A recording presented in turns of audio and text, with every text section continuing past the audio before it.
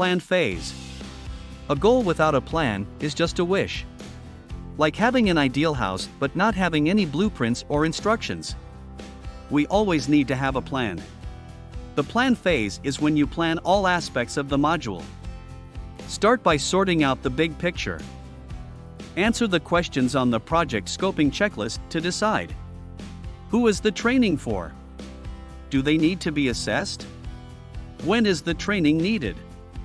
Does it need to be translated into another language? How will learners access the training? Via laptop or tablet? Do we need to add gamification, micro-learning, and other relevant questions?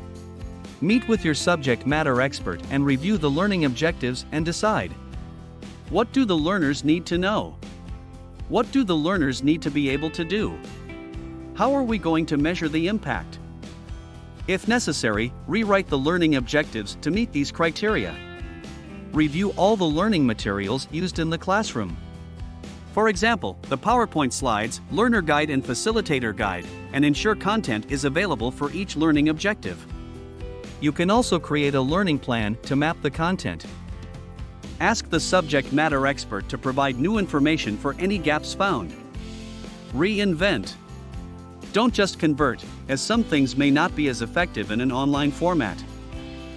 Structure the content into topics and a logical sequence and try to include critical information only.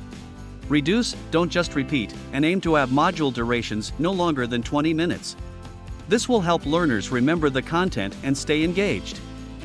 You can always use links to quick reference cards and other useful documentation. Think transform. Don't just transfer. Brainstorm with your colleagues different ways to transform the activities and discussions from the classroom training into an online format that's engaging, effective, and relevant. Focus on what you want the learners to do, and think of ways to bring your training to life.